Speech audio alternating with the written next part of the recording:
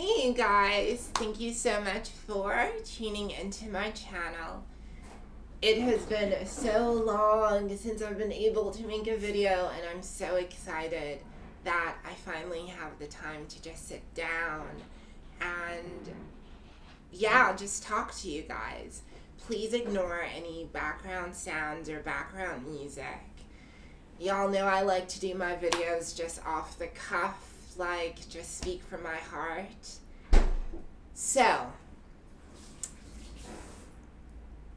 I am in Southeast Asia. So, one of the biggest changes in my life thus far has been, making the decision to go from Cape Town, South Africa to Southeast Asia. The last time that I traveled anywhere was, to Arkansas. That, like, Arkansas and Utah. That was the last time I ever got on a plane. And that was like years ago. And for entirely different reasons. This time is different. I came into this country trying to continue my healing process. So I often try not to talk about spirituality on my channel. I try not to go too deep into my own cultural or religious or any of those ideologies because I don't want to bore y'all. But 2023, it was a period in my life where I really needed to sort of mentally ground myself. Find the self that I had lost, Find the self that I had lost to depression. Find the self that I had lost in other people's versions of me. Find the version of myself that I lost in all of the pain and all of the chaos, in all of that confusion. I needed to ground myself. So coming to Southeast Asia really was that. So let's go back in time. Girl, it's October. I'm in Johannesburg and I'm about to get on my flight to go to Thailand. I was going to go to Bangkok. Now, if you're a South African, you're actually allowed, so you get free visa on arrival and all of that, and the Thai embassy doesn't really require a return ticket, but the South African embassy does. So, picture this, morning of the flight. I don't know this. I got my flight to Bangkok, I know I'm going to be traveling all over Asia, having a grand old time. They tell me there's still like 30 minutes before boarding ends and no one's allowed on the flight.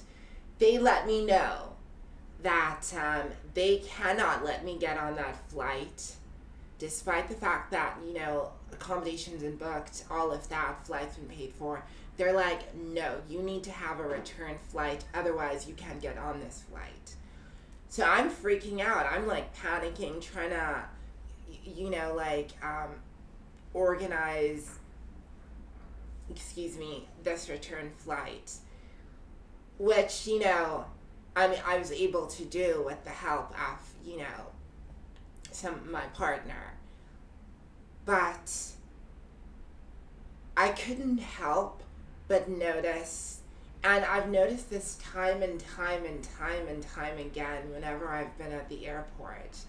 The staff at the airport, it's almost as though it's almost like they hate on travelers. It's like, girl, I don't mean to sound like a horrible person or to sound mean or whatever, but it is not my fault that you never made it as a flight attendant and you have to deal with tourists. But I need to get on my flight.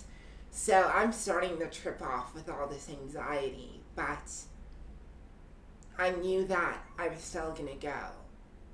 I knew that I still needed to go. So I left South Africa and arrived in Thailand on the 15th of October. Now, the 15th of October was an interesting time last year because astrologically, it sort of symbolizes new beginnings. And that's what I told myself that this would be. So I land in Bangkok, and then I travel to the city called Chiang Mai.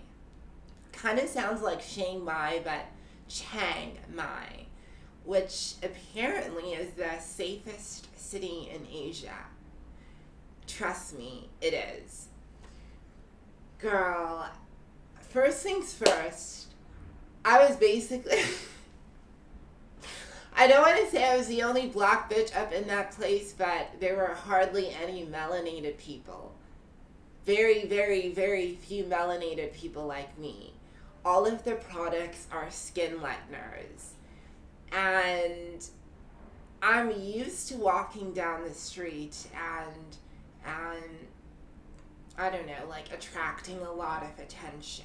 I'm really used to that. Like I've dealt with it in South Africa. But it was interesting dealing with it in Asia.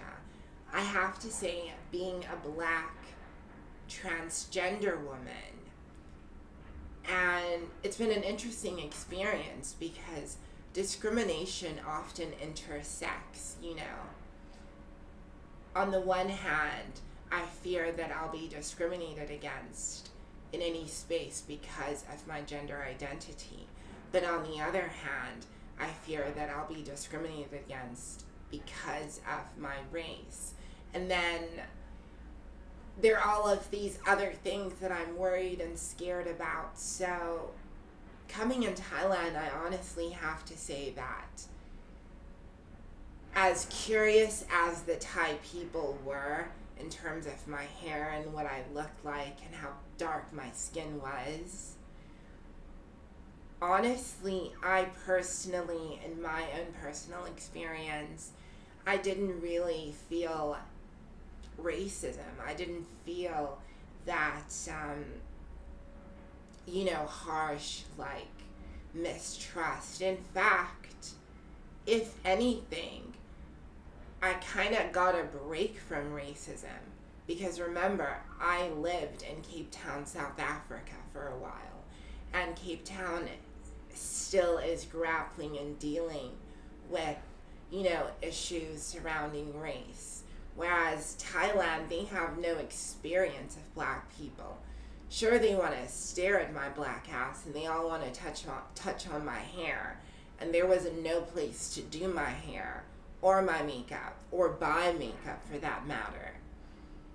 But the Thai people have honestly just been so incredibly amazing. I thought it was funny how no one could clock me. Now, in South Africa, I'll be honest, I'd say I probably go undetected about 75 to 85%, depending on, various factors. And the people that can clock me are usually my own people or people that are used to black people.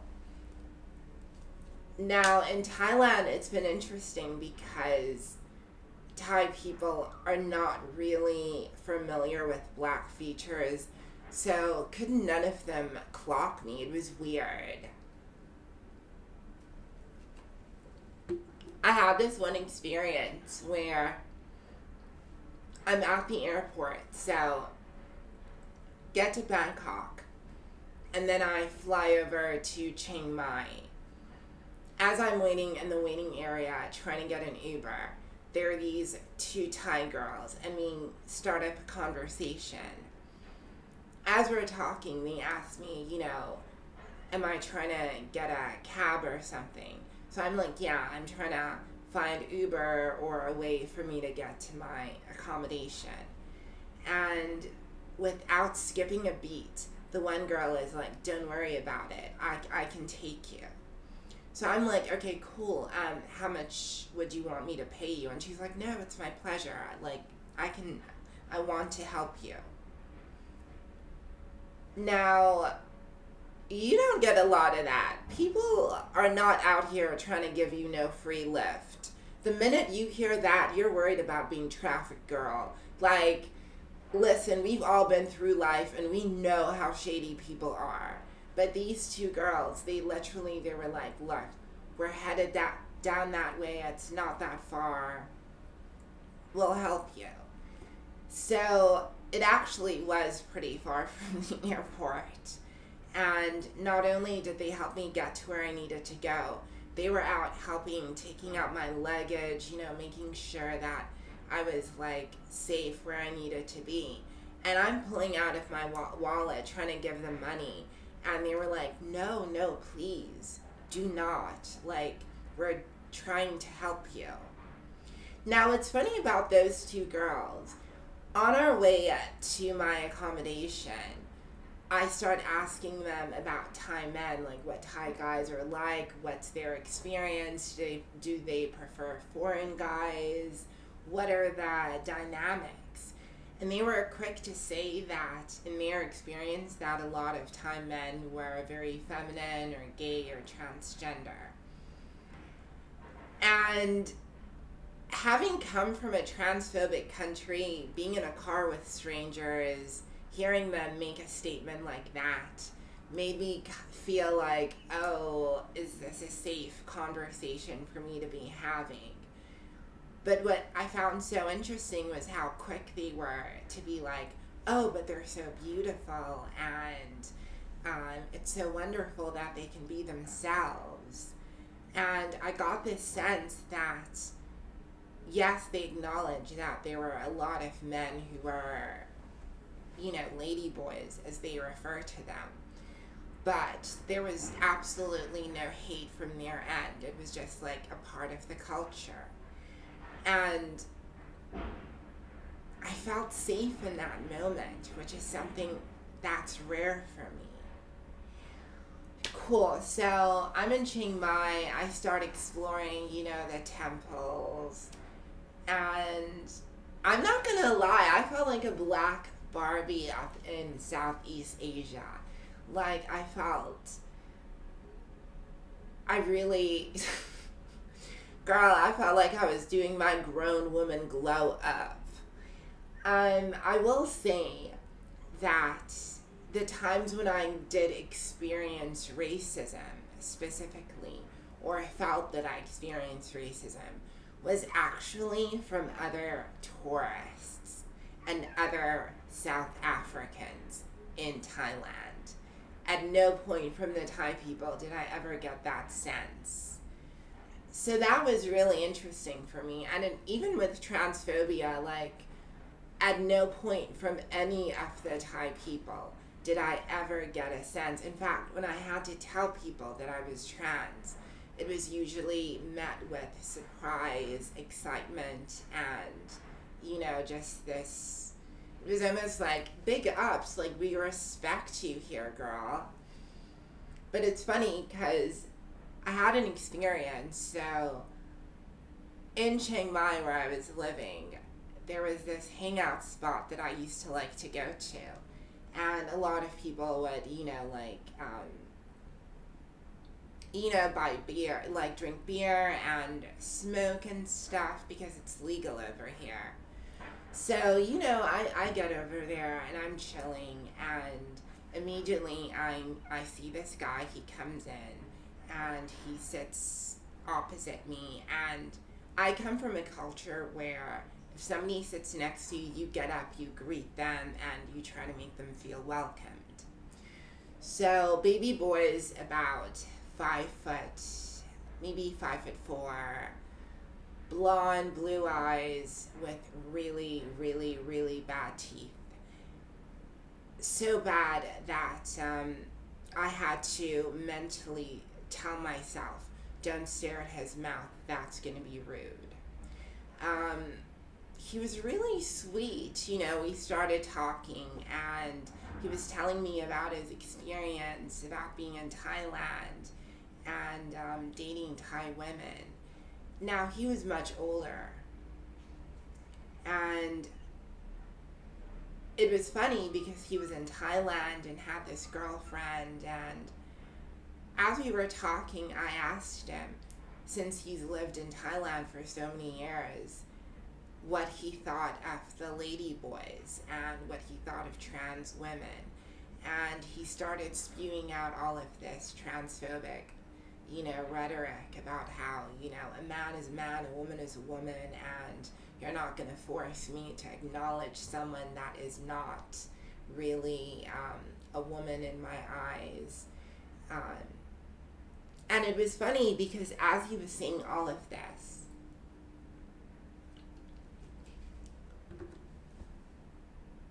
I realized that he didn't know that I was trans. So he felt very comfortable in, saying all these things. And I told him that, I'm actually transgender myself, and I'm, not only am I trans, but I'm very proud of the fact that I'm trans, and I see a clear difference between transgender women and biological women because our experiences are so unique. Therefore, we are intrinsically different, and that is okay. That does not take away from the fact that trans women are still feminine, are still women. Yes, they are not biological, but yes, they are still women. They are trans women. So, and I told him that not only are we, still women, but many of us love and celebrate the miracle that is our body. And, we're sat up in a bar, and there are people that I don't know walking up and down. And I'm you sitting there as a black woman, as a black trans woman. I could tell this, this white German dude that I get that you don't see and recognize trans women and you don't see the value in them.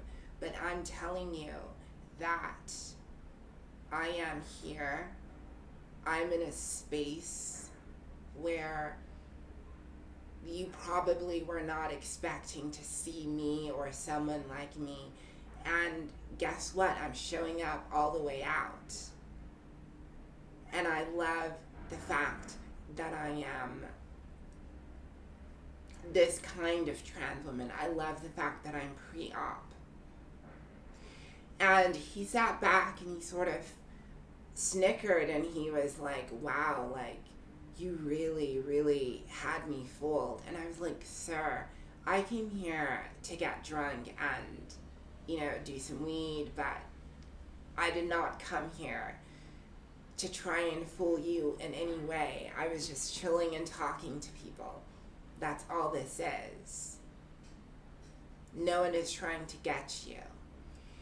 And that was the only experience that I had where somebody really, really tried me. In Thailand, I've experienced respect. I've experienced what it feels like to be allowed the space to be a human being.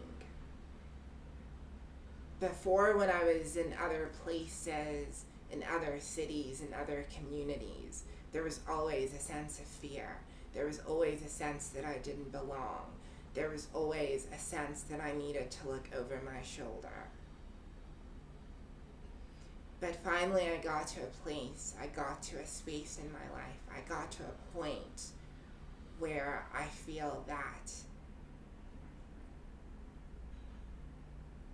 all that was holding me back and all that I was experiencing in the past, that's simply something that's behind me. In this here and now, in this space, where I am now in the current here and now, I am safe, loved, protected. And